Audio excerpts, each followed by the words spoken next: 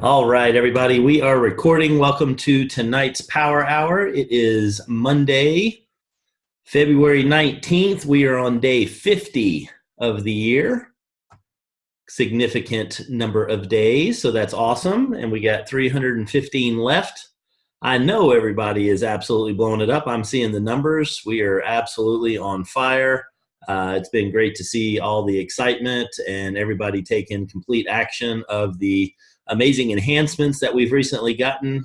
Seems like forever ago, but that was only 18 days ago that we got one of the most just phenomenal changes in all of comp plan history. Something I've been thinking about over the weekend and something that's just incredible is, the fact that we've only got two legs that you have to build out. And y'all have, it's funny. I get reached out to by people just on a constant basis. People still showing me comp plans, still want me to take a look at stuff. And I just chuckle at them now. It's just like, you poor people that you don't have a clue what's going down. I mean, it's just, it's humorous. It's absolutely humorous. It's a little sad. And it's really interesting to see how people are so sold out because they're going up a mountain. That's where the ego jumps in. And when people's ego is involved, they don't look at facts. They don't look at figures. They don't see that. They try to go down that path. Oh, hey, just look at our comp plan. And then when we do, then we got to get out of the math side of it, and you got to get emotional. And it's an amazing disease what that ego will do to people. So something I wanted to share tonight on our first little topic for your notes is write down, don't let your ego get in the way. Do not let that happen. It's one of the easiest things to happen. I don't want anybody going at somebody and just blowing them up because, hey, we've got the best thing in the world. There's a lot of people out there that do a lot of other businesses, and it's about the mountain that they want to go up. If they want to climb that mountain, let them climb that mountain. If they want to climb up the best mountain, then show them what we got. If they don't want to look at that because they're so certain and so sold out that they're going up the right one, let them do that. Keep the relationship built. Don't think about it as something that you got to have right away. And that's something that happens a lot when you're brand new. And the purpose of our call, the purpose of Power Hour is for the people that have just recently gotten started. And you're excited. You've been launched. You're here. You're checking into this. You've gotten maybe a little success under your belt. Maybe you haven't had any success. Maybe you're excited but not sure what's going on. Maybe you're frustrated as all hell that you've been in this thing and you can't make it work. One way or the other, you are at the right spot on being at Power Hour. It's the place to be. So I appreciate you all being here for this. I appreciate you all building your skills, recognizing that you've got some things that you don't have completely squared away. You're always out sharpening. You don't know what's going to be said tonight, and maybe there's going to be that one nugget that's going to be the thing that changes your business. And that's typically how it happens. When people have their breakthrough, it was one specific thing. And when it hits them, it's just like a ton of bricks. It's like, whoa. And so being plugged in, that's what I want to commend you on, is being plugged into this channel, looking into this and sticking with it. That's so very, very important. So congratulations for being here tonight. Bear with me 1 second. I want to click that's what I needed right there. Okay, now if you haven't yet, if you would please definitely turn your video on. Everybody wonders why I ask everyone to do that, but it's important for people to see an actual face. Good seeing you, Brian and Colton. We got Van just came in, Virginia, Brooklyn. Sherry, welcome back from the cruise. We got Linda. Let's see who else we got here I haven't seen yet. Kyle in California. Great to have you on. And then if you can get those videos turned on, that helps everybody. It really does. It allows people to see that it's other human beings and not just just a box that's over there with some name that doesn't mean anything. I want people to really see that this business is about people. And while you might think it's like, Casey, what difference does it make? It makes all the difference. It makes all the difference in the world. Because we open this up for questions, and you guys are going to be able to ask questions. And asking questions in front of a group of people that you don't know is very unsettling for a lot of people. And this is the perfect safe place to be able to practice that and ask questions and not let that ego get in the way, because that right there, and one day a lot of you all are going to catch this, but the reason I do this way is that that mindset is going to be overcome. And when that mindset is overcome, that's the thing that's going to allow you to go speak to anybody on this planet about what it is that we do. So that's why we do it. And it's a very powerful thing to be able to have. So just like we do every time I open this up for questions, I want to start that now. I want anybody that's got a question. I don't care if you've been in for 14 minutes in this business. I don't care if you've been in for, 2 years in this business or more. I want you to be able to ask your questions about anything and everything. If it's something that isn't at a level that I think is going to add the most benefit to people, I'll take it offline with you. I will answer your question, though. I won't hide from anything. But let's get those questions answered. We got a couple people on here. Let's see. Excellent. And then, for all of our people that are going to be watching the replay on this, maybe you didn't make it live. Maybe you're at work right now. Maybe you get up at 3 a.m. and you got to make it happen. And so this is too late for you. And I get that. So one of the things I really, really like is when people send me their notes, offline, and they say, not in real time of us doing it here, but they say, hey, thank you for doing this recording and saving this recording. And all the questions that you all ask help not only the people that you can see right now, but it helps a lot of people that watch these videos afterwards. And this could be something that somebody, 3, 4, 5, 10 years from now comes back and reviews this, and they hear the thing that they needed to hear because you asked the question, not because I gave an answer, because you guys asked the question. And that's a very powerful thing. So think about that too. So if you got any questions, let's go ahead and open it up. If you have a question, just go ahead and unmute yourself. We've got 2 pages of people on here, so I won't be able to hear you, everybody. I hear somebody's unmuted. What's your question? What are a few ways that you can really pique people's interest just over the internet, like via Facebook and stuff like that? Yeah, good question, Colton, and welcome to the team, sir. Good to see you in person. He is up Colton's up in British Columbia, making this thing happen, blowing it up. I think he's already got a couple customers and just getting after it. That's wonderful. So the question is, how do you go about piquing somebody's interest with this thing? And to orient everybody, I'm going to quickly mention that the first thing that you have to do is you got to build rapport with somebody. And when you're building rapport with somebody, the ultimate effect of that is that you find out what interests them. And when you're able to figure out what it is that interests them, then the pique is very easy. The rapport is where the work's being done. That's where the foundation is being laid. And when you're building rapport with somebody, you're asking them questions. And when you ask them questions, you leave them open-ended questions so that they will be able to speak, and you get them into the driver's seat and you let them go. When somebody's speaking free form, you know what's on their mind for the day. You know what's important to them. And based on the questions that you ask, they're going to get comfortable with you because you're talking about the most important thing in the entire planet, and then that is them. What's important or what's in it for them, it's talking about them. They want to do that. So when you're building rapport, maybe you already know this person, but ask some questions to further build that rapport, and that will give you what it is that they're interested in. And so the way to go about that is ask them about their family. Ask them where they're from. Ask them what they like to do, what they do for work. Ask them what they like to do for recreation, if they're a part of any sports leagues or any charitable foundations or anything like that. And when you do these things, leave it open, and they're thought-provoking questions that not too serious where they sit there and they're stumped and they don't want to feel stupid. They can answer these things right off the bat, and they've got some material that they can talk about, and they'll go into it and they'll start talking, and you're listening for what it is that moves this person. And so a lot of times when you ask somebody, tell me about your family. Oh, all my family's here in town. It's great. Do you get to see them often? And then when you ask those kind of follow-up questions about them, then things kind of start getting real for them. And they'll a lot of times just come right back out and say, yeah, I actually see my aunt quite often. She's actually dealing with diabetes. She's in the hospital for it, and it's been kind of a struggle. But that's just what we do. It's family, and we take care of them. Guess what we're getting ready to talk about when we're going to pique their interest? They just told you what's important to them. If you ask them, well, how's your family? Oh, they're great. Everybody here. Yeah, absolutely. nothing really happening there on that conversation. Let's move this conversation on. Well, what do you do for a living? Oh, I work at this blood-sucking, God-forsaken place that I got to go to 5 or 6 times a week. They tell me what time to be there. I hate it. I hate my boss. I hate my director. I hate everybody there, and there's nobody that I like.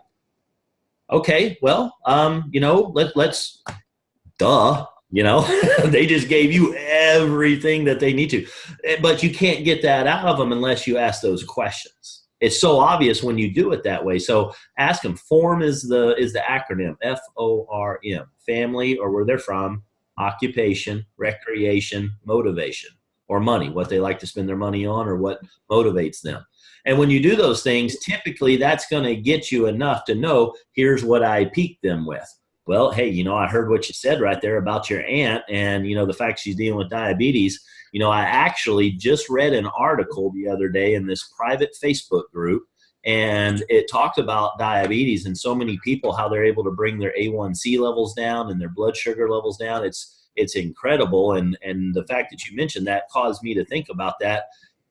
Here's the key words. Would it be okay if, write those down. If you don't write anything else down tonight, write that down. Would it be okay if? And when you ask somebody that, they start doing this, their head starts bobbing up and down like a little pigeon looking for a piece of bread. That's just what happens. And when they do that, now it would be okay if you share that article with them. And when they take a look at that, you're sending them to Wellness Simplified.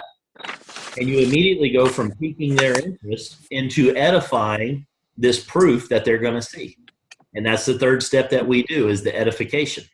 And then after that, we pass the ball. How do we pass the ball with Wellness Simplified? We add them to that group. We tag them on the pinned post, and we tag them on the post that's going to interest them. And so that's how you would pique their interest. If they start talking about their job, like I was just joking around with here a second ago, you say, hey, obviously you really enjoy your job and I'm sure you want to stay there forever. But if I could show you a way on how to get out of that really quickly, would that be something that interests you? No, I would prefer not to see anything that would get me out of that blood-sucking, God-forsaken job. Of course not. They're going to say, yes, what you got? And that's where you then move into edification. You've piqued their interest. They said, what you got? They raised their hand, said, I'm interested. What do you got? And so you can't just, now here's what I see happens a lot of times is people try to go into the peak without having the rapport at the right spot. A lot of people will burn through their list really quickly because they're in it. The new distributor, the new guy, is in it for them and for themselves. They want new distributors. They want new customers. And so they're going to go directly to the jugular and they're going to say, all right, we need to take this guy out. We need to put one between the eyeballs. Let me just go straight at it. Now, that might be the greatest thing that they've ever heard if you came straight at it. But the chances of you hitting it out of the park like that are very, very small. It's going to have to be a perfect setup. And sometimes you're going to get lucky. That's the problem when people do this business, say, well, this works. No, it worked one time, and you keep doing it, and it won't duplicate.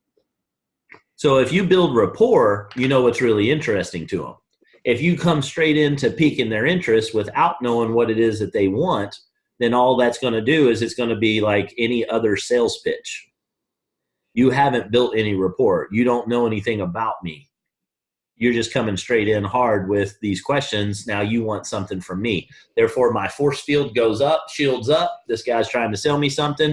Let me back away from the situation. Let me do the, oh, I'm good, I'm just looking, and then hang a right-hand turn and go walk around the store for a little bit. That's what most people do when they walk into a store. You've got an absolute robot sitting there in front of you saying, hi, how are you doing? May I help you? Are you looking for anything specific today? No, I'm good. I'm just looking. That's why we say that, because it's not personal. Now, that's a tough spot to be in. I'm not beating on any greeters because, goodness gracious, that's about the worst thing you could be as far as trying to find out about somebody. You're forced to be a robot. It's very hard to build rapport in a situation like that. That's why I don't have y'all start off in your cold market. I have you start off in your warm market. They already like you or at least tolerate you. All right, Colton, great question. Did that help? Yeah, you bet. I got another quick question unless anyone else wants to pop in. Bring it. So I study a lot about, with Tony Robbins and whatnot. He goes into what a mismatcher is, someone that comes in and, they don't even want to hear your presentation. They, they have no interest whatsoever. How would you go about, transforming that relationship to something that's, maybe finding really what they deep down need, or, something along those lines, if that makes sense? It does. It makes perfect sense, and these are fantastic questions, man. I appreciate these. That is a continuation of what I was mentioning before, and I briefly mentioned on the cold market side, the greeter. The greeter had. I mean, what colder of a market can you be in? They don't have anything to do with you. You don't have anything to do with them. There is no connection between them. If you go back to kindergarten, the way that you build rapport, the way that you meet somebody that you don't know anything about is you build common ground. You find common ground, you build on common interests and common wants. If you're married or you got a girlfriend or boyfriend or spouse or whatever, the reason that you have that is somebody started off the conversation and they reached out. They said hi. The other one smiled at them, or probably chances are it didn't go much further from that. You kept walking past each other. But both people ended up smiling at each other, and somebody, said, hey, I like going to Bon Jovi concerts. The other one says, hey, me too. And then next thing you know, they're getting married. I don't know. It happens. You go back to kindergarten and you walk in and, you're 5, 6, whatever, and you're freaking out. This is an awkward situation. And you look over there and thank God there's another little kid playing with a yellow dump truck. And you absolutely love yellow dump trucks. So guess what? Y'all, for some reason, became best friends, and y'all were best friends for the next 20 years because you both like little yellow dump trucks. That's just how it goes down. And so you got to find a way to be able to find common ground with somebody. How do you do that? Unless you've got the ability to read minds, you have to ask questions. And when you ask questions, you have to ask questions such that gets things out of them. And when you hear things out of them that you might have a common ground with, then that's where you build the bridge. That's where you build the bridge, and you become, instead of some stranger out there, somebody that you actually know. And that's how it starts, and it starts simply with a smile and say hello.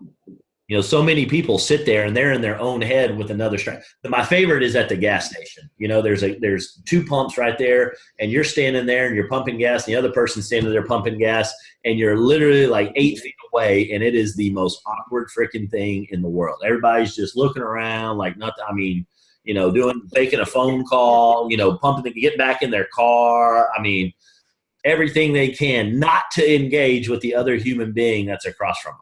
It's funny to watch. It's funny to be there and just, if you really want to freak people out, to stand there and look at them the whole time while you're pumping gas. I mean, straight eye contact with them and see what they do. But what you can do to be less creepy is you just say, hey, how you doing? Good to see you today. Nice car. If it's not a nice car, then say, hey, what do you do for, I don't know. Start coming up with stuff and try to find some common ground.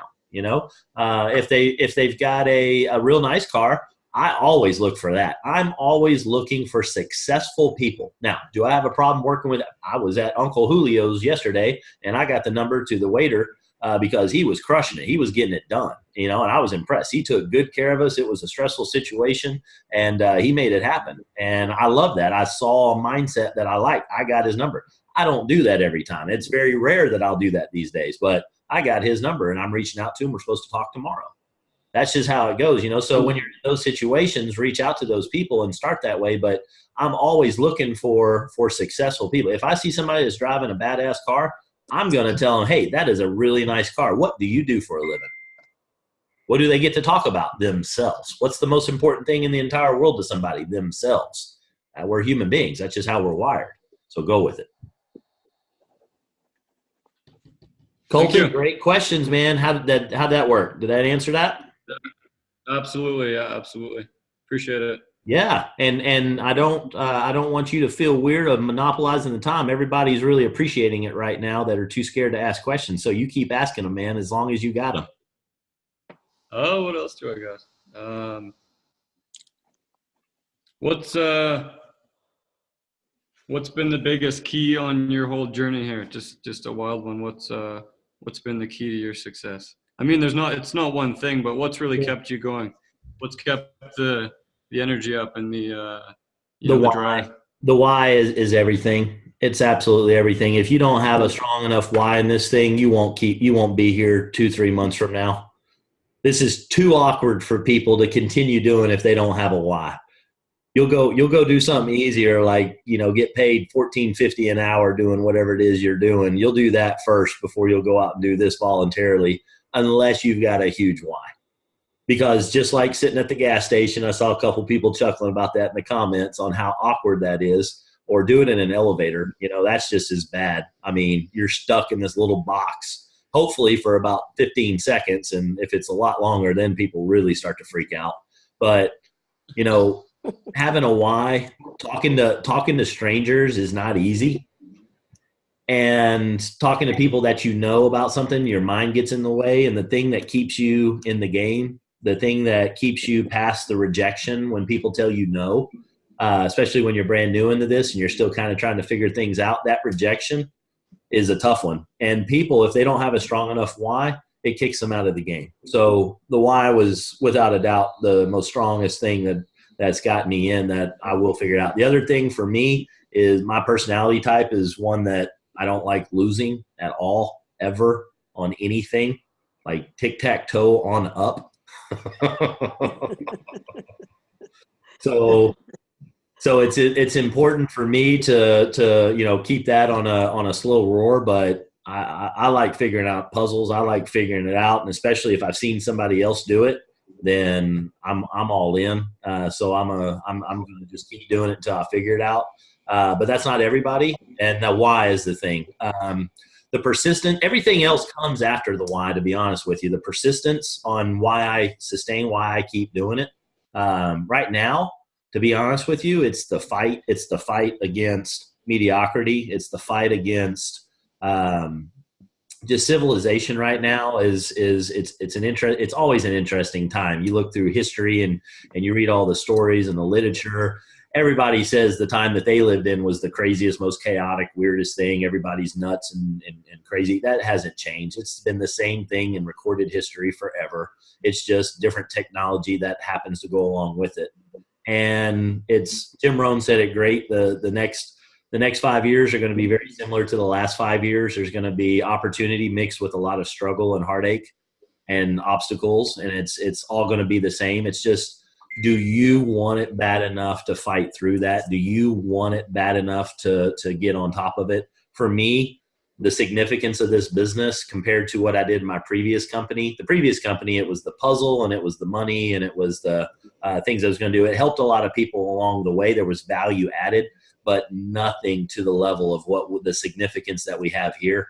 I was talking to somebody today. I've talked to a lot of people today, but that came up in the conversation, is that, if what we have our hands on, if I don't do a good job, people say, why do I do what I'm doing tonight? Why do I do this? Because if I don't do this tonight, it takes you guys one more cycle to figure this thing out. And if it takes you one more cycle to figure this thing out, then that's going to be one less person that's going to get the results of this product tomorrow. And all of those things compound upon each other. If you guys don't learn these skills to go find other business partners, you're not going to be able to reach as many customers in your organization, because you can only get so many customers. And get the customers, don't get me wrong here, but also make sure you're getting the business partners, which gives you that much further of a reach to get to more people. And the further along you can get to more people, the more impact you're going to be able to make. Because honestly, folks, I mean, the stories that come through this business on what this does, it is life changing. I mean, you're talking potentially, and I'm not trying to get all crazy on you here, especially if you just joined, in the last day, you're like, whoa, that was way heavy. But I'm being honest with you. The reach and the power of what we have is literally can be a life or death type of thing. Honestly, somebody doesn't get this product, they're not paying attention to what's going on with their heart issues or kidney issues or diabetes issues and this, that, and the other. They don't get this product. What's that do for them? They don't make it. If they don't make it, what were they supposed to do that day 10 years from now that they don't get to do anymore? That's how I look at it. So that sustains me. That people say, I'm tired, it's been a long week, or it's, it's been a long day and I had to work today and I had to deal with the kids and then I had to make dinner and then you got this thing at 9 o'clock and that's late and, that's central time and I'm on the East Coast, so it's 10 something right now and you won't be done bumping your gums till 11. And I can't get to that meeting. I get it, but when I look at it, when I get that phone call at 11 o'clock at night and I'm making the decision, do I answer that or is my throat sore from talking to everybody? I answer the phone. I'm going to answer the phone. I'm going to talk to somebody. Why? Because that could be the person that really, really needed this. I wait one more day. That could be the difference. That's how I look at it. That's what sustains me. That makes sense, Colton? He might have timed out there a little bit. We'll give him a second to jump back on. All right, couple other items. Somebody asked a question on here. How long should you wait after a one-on-one before you follow up? That sounds like dating advice. We just went on a date. Do I give them 24 hours or? That's a good question, though. It's a really good question. How long should you wait after a one-on-one before you follow up? I would follow up with them in the next 12 to 24 hours, honestly. And people, and the way it's not the fact that you reached out, it's how you reach out. And I think the question goes around to, and just right back to dating, you don't want to sound desperate. You don't want to sound needy. Don't ever, ever, ever, ever, ever go to anybody with this business with your hat in hand. Do not do it. You come in hardcore, okay? Confident, not cocky. There's a difference. But you come in confident. You come in with, look, and I say this a lot, you got the golden goose. You found them, you caught them, you fed them, you got them tucked up underneath your arm, you're walking around, and you're handing out eggs. You ain't begging anybody. Oh, please, please, please, please, please, please come get one of these eggs. Piss off is the attitude I'd have on that. No. I've got the thing. If you don't see it, good on you. I'm good with that. But don't you dare even act like I'm begging you to get in this business because let's be perfectly clear. I've got what you want. If you don't want it, I'm good with that. Again, that's where the confident comes in, not the cocky. Don't beat them up. If they don't want it, let them go do their thing, man. There's a lot of mountains to go up in this world. Somebody's got to drive the cruise ship, man. Somebody's got to serve the food. Somebody's got to make the Mercedes. They got to make the jet. They got to make, the airplane to get me to Vegas. I mean, they got to do all those things. I'm cool with that. So if this ain't your thing, that's fine. But don't beg. Do not beg. So in a long, drawn-out way of answering that question, I'd say just as soon as you think about them and schedule that. As soon as you finish them seeing the information, schedule that because you can't keep it all in your brain, especially if you're building this thing right. So write that down and then and put it in your phone. Reach out to them on the time that you say you're going to do it. And then when you do, come at them and with positive expectation every single time. Literally, I am shocked when people tell me that they are not interested in doing what I'm doing. I am. I tell them that. I'm like, I'm sorry. I obviously failed miserably in explaining to you what it is we do or getting you the right information on what it is that we do because nobody in their right mind says no to this. That's how I come. I am that hardcore about it. And guess what? My ratio of closing people is one of the highest there is. Just because I'm coming in, people want to see strength. They don't want to see you begging, especially on a business side. And when you do that, so follow up with them quickly and just say, look, man, things are moving and shaking. I had to get back with you fast. Let me know. Is this for you or it's not for you? It's not for me. Okay. Have a good day. Next. And then get to the next of the 6 billion people that are on the planet that need to hear about this. You need 2, by the way.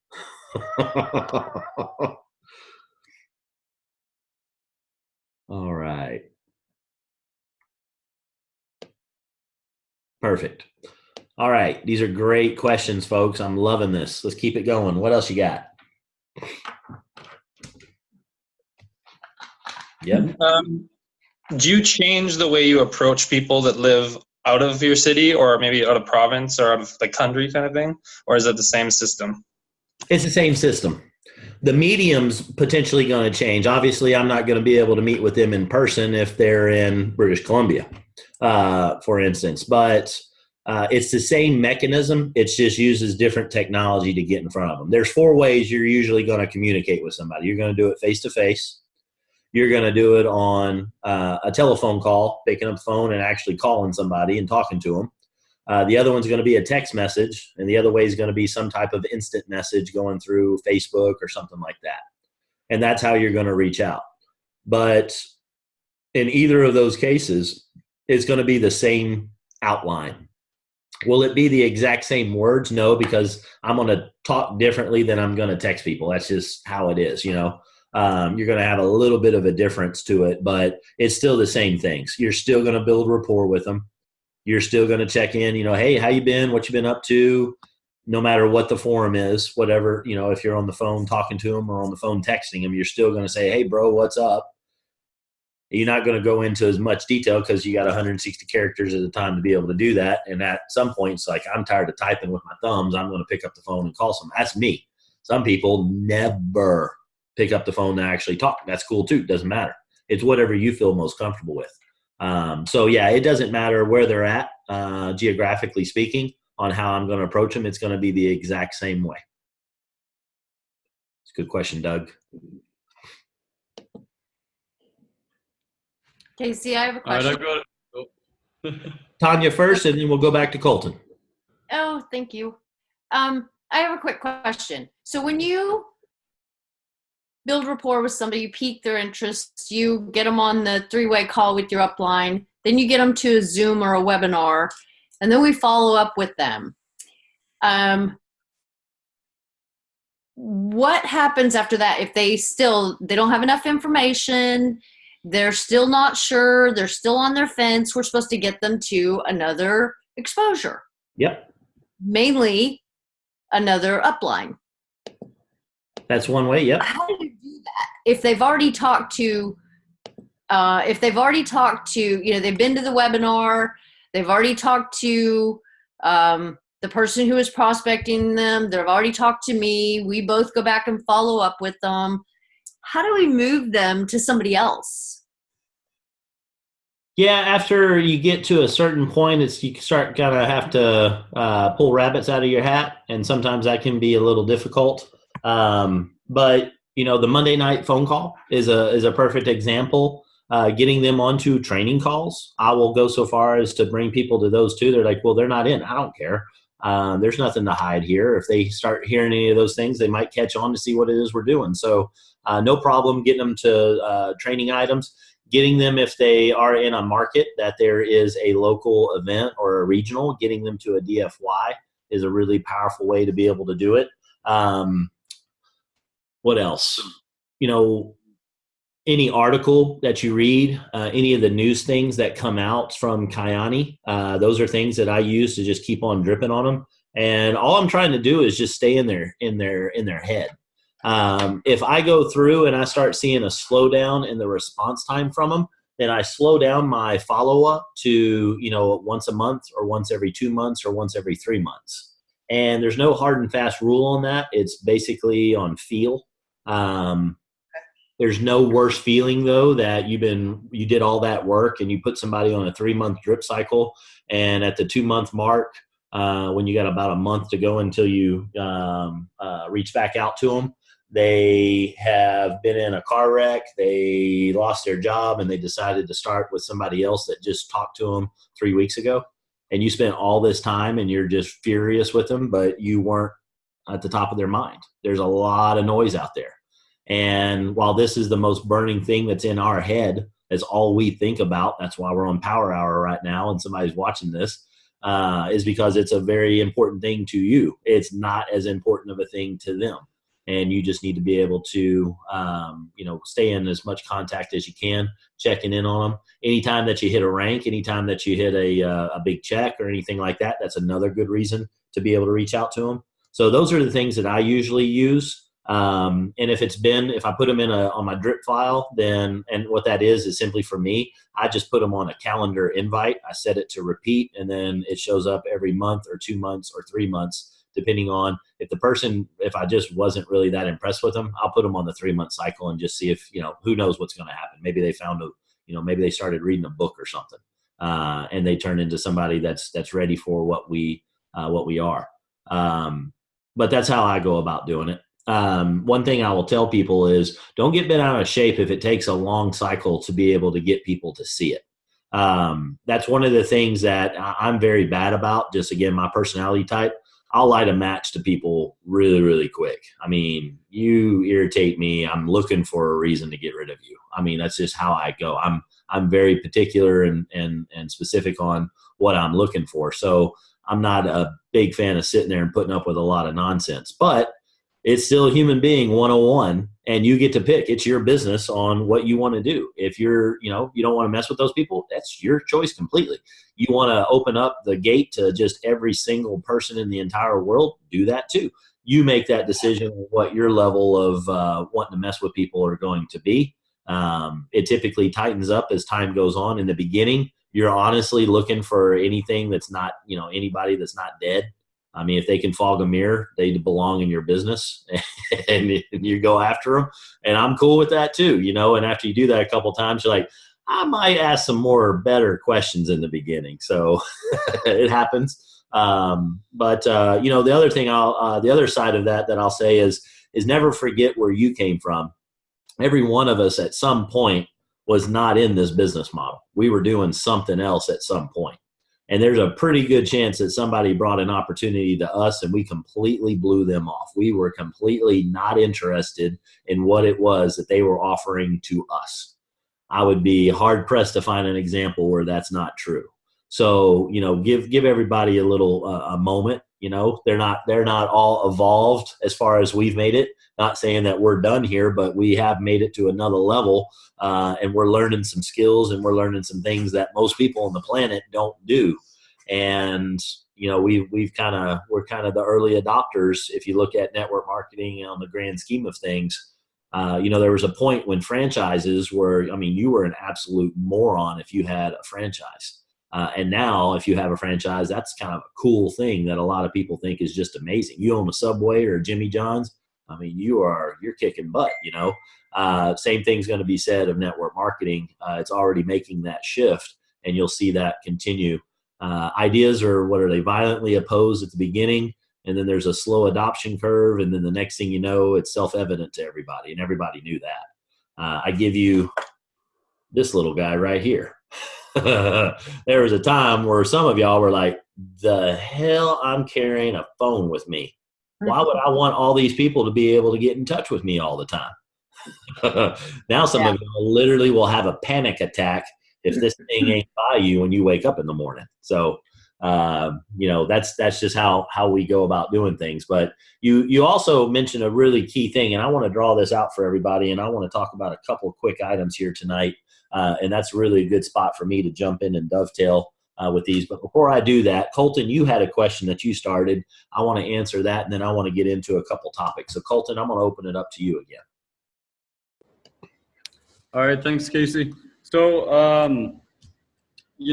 know that for personal growth, a key thing for that, for me at least, is to challenge myself on a regular basis. What are some things you do, if you do, to challenge yourself in different areas of life? 10x. And this guy right here is built. This planner is built for challenging myself. I write down my goals twice a day. There's most people on the planet don't write their goals ever in their life. Each year I'm writing it 700 and something times. So I write that down, and I write it as it has already occurred, not it's going to, or I want this to happen or anything like that. I write it in past tense. It has already occurred. This is the date that it happened on, as if I am in the future 5 years from now, looking back on and reading a journal on, hey, this is pretty cool how all this went down. That's how I go about doing it. I put my targets down on what it is I want, and they change quite often. What's also interesting is some things consistently stick. And those are the things, as you keep writing those, what's the whims of the day? What do I want to achieve today? And when I look at those, I look at a timeline on them, And then I try to just bury that timeline and make it go 10 times faster. And when I do that, it compresses time and it makes it more intense to be able to go after. And if that doesn't blow my hair back, then I discard it. And that's not the thing that I was really interested in doing. Sounded fun, but I wasn't that interested. One thing that always sticks around is apartments on my list. It comes and it goes over time, but it's been really in there lately. And as a result of that, the more of those things you write, I am guaranteed, factual, stake my life on it, that the law of attraction is a very real thing. And when I keep writing stuff in this little magic genie freaking book here, it might not happen tomorrow, but I promise you the world will rearrange itself and cause those things to happen. I have seen it on so many occasions, and anybody that knows what I'm talking about is going to give a thumbs up right now. They've watched it happen in their life. Yep. And it is a crazy thing. It is a crazy thing. And it's a true thing. And that's a big one for me. That's a real big one. So to the apartment thing, a challenge for me. I've been wanting to be in apartments, and I don't know everything there is to know about apartments. I have studied a lot, and it's something that's on this list. So therefore I go and I'm curious about it and I look into it. And I was looking to be able to get into something in about a year. Well, fast forward that from 10 to 11 months to be in about 10 weeks, I need to raise $2 million to be able to get in a $6.5 million apartment complex. And guess what? I'm going to do it. And it's written right here in paper that I'm going to do that. Now, is that going to happen? Does everything happen on the date that I say? No, it'd be much cooler if it did, because I'd put everything in for tomorrow. It doesn't work that way.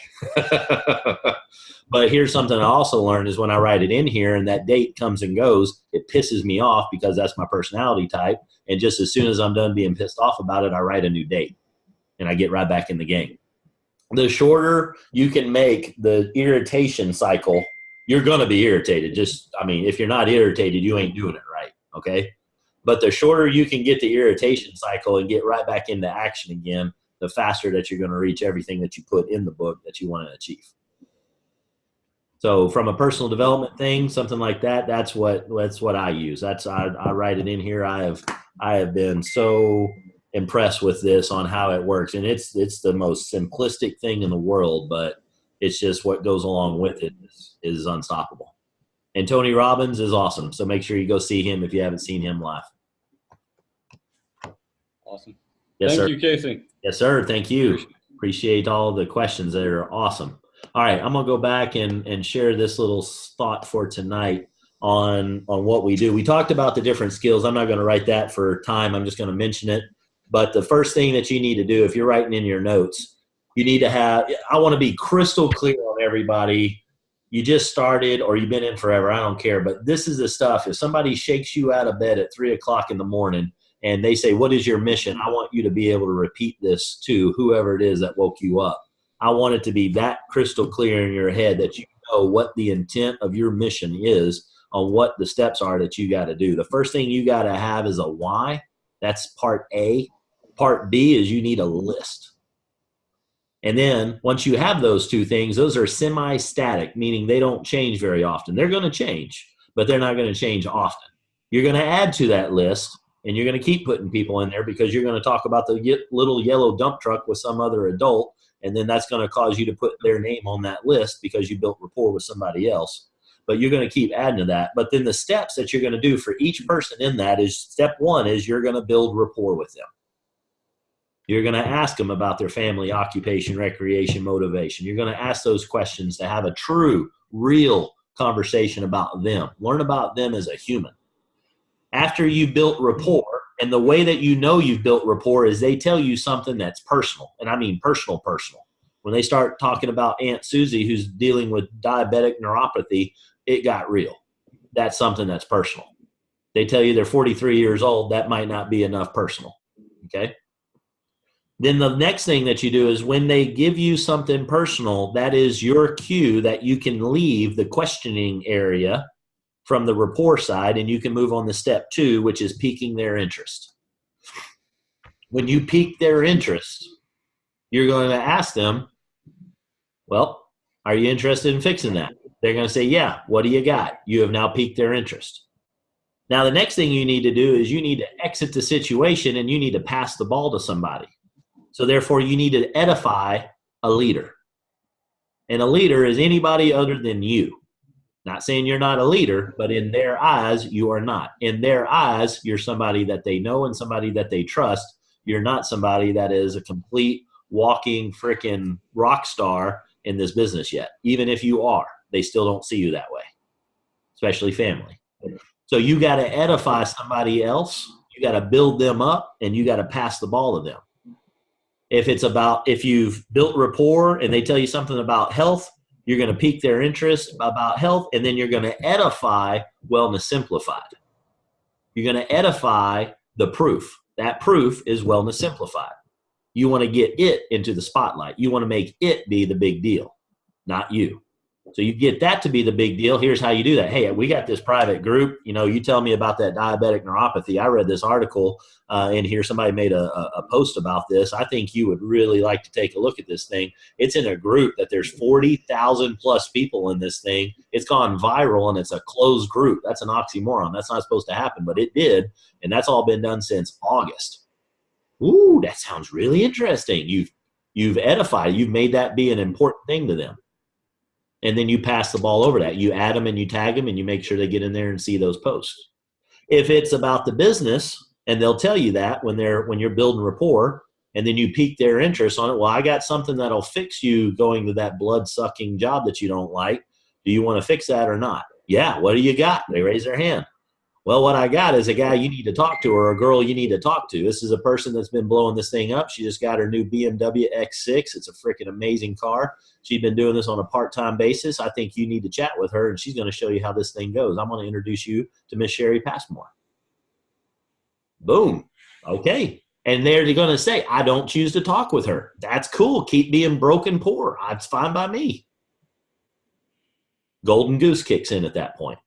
So those are the things. When somebody wakes you up at 3 a.m, you need to be able to tell them your why. You need to tell them how many people you have on your list. And you need to tell them what the 3 steps are that you're going to constantly do on everybody on your list. And that is build rapport, pique their interest, and edify a leader, pass the ball over. That's what we're going to do every step along the way. Now, something else I want to get to is I want to show you guys in the PowerPoint slide. Make sure that Doug, can you see the PowerPoint slide? Yeah. Okay, good. Thank you. So this is something that I did this weekend, and I want to share this out because this thing, every once in a while, I'll stumble into a really good word phrasing that really goes well, and I want to share that with everybody. Now, the part that I'm getting ready to talk about would occur in the steps of everything. These aren't the first 3 steps. These are way down the road. After Ms. Tanya was talking about it a second ago, after I've edified, I put them on with the leader, and the leader's talking to them. You guys are all going to be leaders, just so you know. As soon as you hit Jade, you're going to be a leader. And as a leader, you're going to be potentially in a spot where somebody's going to ask you questions, okay? And so if you're not comfortable with that, don't worry about that. We'll find somebody else that is. But definitely listen to this as a future thing. But I want to share this out to everybody. When you are in a closed situation, when you have gotten them through all these steps, you've edified the leader, they've seen the information, they've gone to the presentation, and then it gets into that point where it's time to just about get them to enroll. But before you can do that, you got to validate everything that they've shown. They know they want to do this. I did a presentation, a private business reception, PBR, at somebody's house. It was a brand new distributor, and he had 1 guest there. And that's, you got a guest, I'm on my way, And so I went over there and I gave them that presentation. And this guy is an aircraft mechanic. He's young. He's still in college, as he a self-described broke college student. And when we got done, I showed him everything. I said, it looks like that Kevin, it looks like you're interested in doing this thing. He said, I sure am. I said, are you ready to get started with this, or you got any questions? Are you an A, B, or C? He says, I'm a B. I'm a broke college student. I want to do this, but I don't have the money. I said, cool. So his issue is overcoming an objection of money. Okay. Now, again, I want to be crystal clear. You don't bring this up until all the other steps have happened. But there will be times where you're going to need to overcome objections, especially around the money side. And I want to give you this where you can tell this story. This is a story, and you want to share stories because everybody likes stories. When you're 4, you want to hear a story. You don't want to hear facts and figures. Okay. Nobody says, Mommy, Daddy, tell me a whole bunch of facts and figures so I pass out of boredom. No. You say, tell me a story. So tell them a story. Tell them a story, made up story about the person that went out and got a brand new TV. They couldn't afford a TV, but they wanted a TV. They've been wanting a TV forever. They didn't get the raise that they wanted, and they finally said, you know what, I'm going to go get a TV. And when they did that, they had to go, they went and bought it, but they didn't have any money. When you go to Best Buy or wherever you get your TV from, they don't say it's got to be your money. They just say that's how much it costs. It doesn't say it costs 1,000 of your dollars. It says it costs $1,000. Doesn't matter who provides that $1,000. Just show up with $1,000, we'll give you a TV. So what do people do? They use a credit card. And when they do a credit card, what are they doing? They are taking a loan for that TV. People do this all the time. And then I asked the guy, I said, Kevin, if you were to go out and get a $1,000 TV, how much would it cost you a month if you had that on a credit card? He was able to answer this. Now, I don't know if this is accurate or not, but it sounds pretty legitimate to me. It costs about $50 a month that he would have to pay. Now, that's going to pay principal and interest, and a lot of interest. But for $50, he would be able to have $1,000 to go buy a TV. I said, would you do that? He said, I could see myself doing that at some point. I said, perfect. I said, now, imagine this. What would you think if you were able to get started in this business? Do you think you know two people in the business? Do you think you can get the person over here to be able to, over here on the left, and a person over here on the right? You do that. He said, yeah, absolutely. I know 1,000 people on Facebook. I can think of 8 people in my head right now that would probably do this. I said, let's assume, Kevin, that you're off by 75%. And you can only get 2 people out of the 8 that you're thinking of right now to do this business. And nobody on Facebook chose to do it, just those 2. He said, okay, I'm with you. I said, what would that do for you? Well, per your conversation on this presentation, you would be a garnet. I said, how much does a garnet make with this screen up? And he goes, $74. I said, Kevin, you're really smart. Good job. You can read a slide. Perfect. That means you can do a presentation, by the way, too, but we'll get to that later. If you can make $74, how much does it cost to get started in this business again, Kevin? He said, well, you said the $12.99 is the best one to do to get started. And I said, perfect. I said, $12.99 to get started. How much you think that would cost per month if you put it on a credit card? He said, about $50. I said, that's interesting. I said, Kevin, does it make sense if I told you there's some magical thing that you can do that's going to cost you $50 a month to be able to make $74 a month? Do I have to tell you anything more, or would you do that? He said, I'd be all over that in a heartbeat. It's a no-brainer. I said, cool. What's holding you back from getting started with this, Kevin? And he sat there for a second and it clicked, and he put it all together. I said, most people look at this, and when they're looking at a TV, they're trying to figure out how they can squeeze another $50 out of what they're making per month. Unfortunately, 95% of the population lives that way, paycheck to paycheck, trading time for money. They don't think about assets. They don't know how assets work. It's a very foreign concept. Why? Because we are not taught this in school. We are taught, go out, get a job, and then you get paid so much, you trade so many hours, you come home, you're dead tired, and you don't want to do anything else. If you want more money, what do you have to do? Give more time. That's not what we do here. What we do here is we build an income-producing asset. And if you don't have the capital expense, now here's the deal. If you've got $12.99 to get started, you'd make all $74 per month in my little example, which is great. But if you don't have the capital to do that, then get a loan for it. It's going to cost you $50 a month, and you're going to make 74 at least doing what you said you'd be able to do. And I know you could do a whole lot more than that. Doug made it to Jade 3 days. $298. If it cost him $50 to do that, he's doing pretty damn good. Here's how I did real estate. I went out and I got a $150,000 asset, and I put down $30,000. And out of that $30,000, I was able to generate $260 a month. I will make that play every stinking time. I just need more $30,000 investments to be able to control a $150,000 asset. In this, you can go in with no money down. And when you're able to use other people's money to generate any type of income producing asset, folks, that's what it's all about. When you look at the big boys, That's what they do. That's what we do. That's what we look for. And really, when we do apartment complexes, we go buy $6.5 million worth of property, and the goal is to not use any of your money to do it and make money. And people are like, that's impossible. No, it's not. It's absolutely possible. You're just broken on your thinking. So what is your job? Your job is to get into people's head. Now, a lot of people said, well, they can't afford it. They don't have the money to be able to get started. I want to kill that mindset right now, because that comes all the way back. This is a separate topic, but it's a dovetail. When people are looking at, can I get this person into my business? When you're making your list, which is part B, I shake you out of bed, you need to tell me your why. You need to tell me how many people on your list. Your list has already been filtered mentally. You didn't write all the names down of everybody that you got. You wrote down the names, and then you didn't write down that one name because you think they're dead broke and they ain't got no money to get started. That sucks from you. You are making a determination for another human being based on your broken thinking.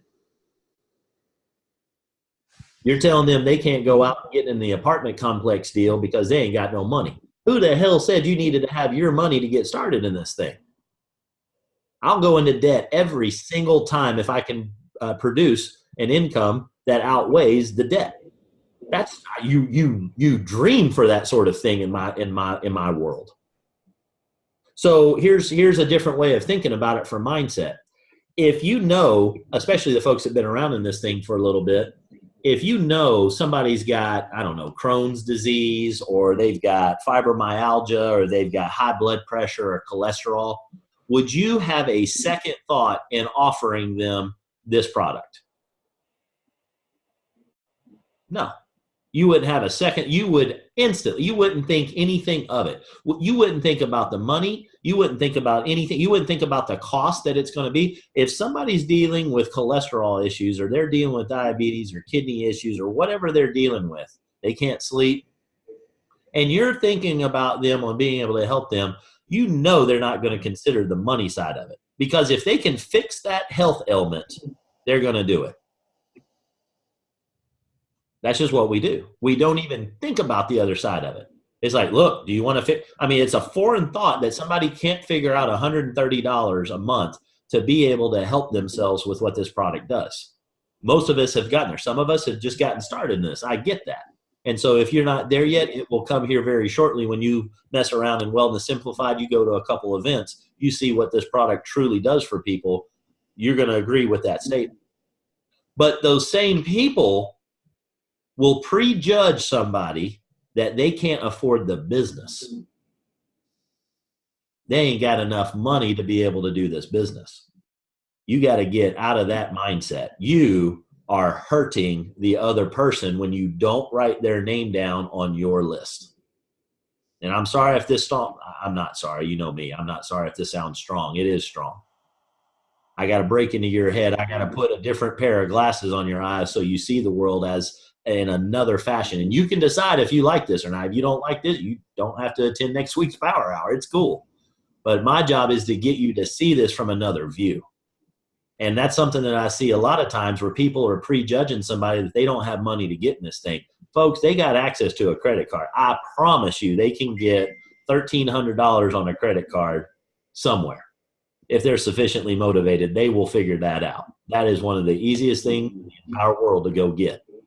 What people say no to is they think that they don't have any money. They're thinking backwards. They're thinking by the way that they make money right now. They've got so much, they have a finite pool of money that's going to come into their bank account. And there's only so many places that money can go and the different expenses that they have. And here you go showing up needing $1,299. I ain't got $1,299. I didn't say you needed to have $1,299. I said you needed to get somebody else's $1,299. Well, that's weird. Blah, blah, blah. I talked to a girl a couple weeks ago. I mean, she just did not get the concept. When it got to that point, I finally got irritated enough. I said, you know what? I appreciate your time on this thing. I wish you all the best luck in the world. And, keep doing what it is you're doing. And mentally, I'm thinking, because you're going to keep doing it for probably the rest of your life until hopefully somebody has a breakthrough with you and you read a book or something. I'm not going to blow her up, because there was a point where everybody was at that. But my job is not to convince them of that. My job is to influence them with these ideas. get them to think about it through this lens. And I'm telling you, this is how, I mean, honestly, this is how you go make a lot of money in the world, is by getting income producing assets and using other people's money to be able to do it. Now, if you've got your money to be able to do it, rock and roll. That's awesome. But still, have the expense of the loan to get the capital expenditures. You get to write that off. It's interest on a mortgage for an income producing asset is a write-off, and somebody else is freaking paying it. That's how the laws are written, especially in the U.S. In Canada, I don't know. You got to have to check with somebody. So that's a really big thing. If you guys don't get all that, you want to know more about that, let me know. We can dig into that some more. Mr. Brian Pinso has done some amazing business primers on just that topic right there alone, and that's something that we can also potentially bring into play. But last thing I want to mention, I'm going to get to the last questions on here as we wrap it up tonight because I am over by a minute, is that I added a suggestion box to Power Hour. If you go to the website for Power Hour, and I will show you guys what that looks like.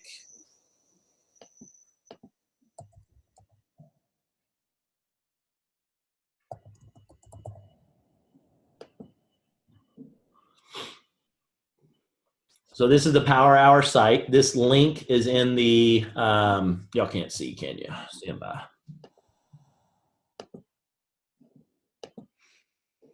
So this link right here is in the Facebook page. I post it pretty regularly. And the Zoom that we're on right now can be found right here. The spreadsheet, if you want to be tracking your numbers, and I definitely want you tracking your numbers, is found right here.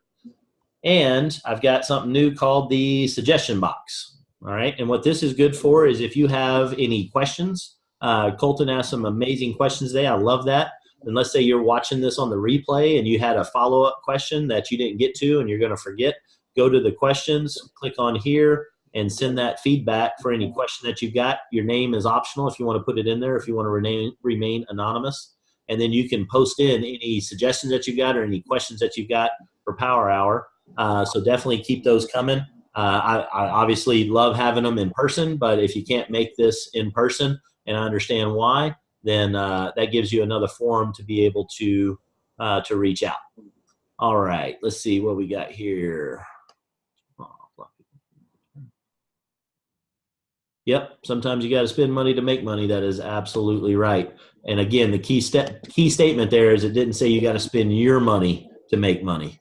That's the key thing. That is a very key statement. So I want everybody to think about that. All right, everybody. I appreciate you all jumping on. We're going to be back on Thursday.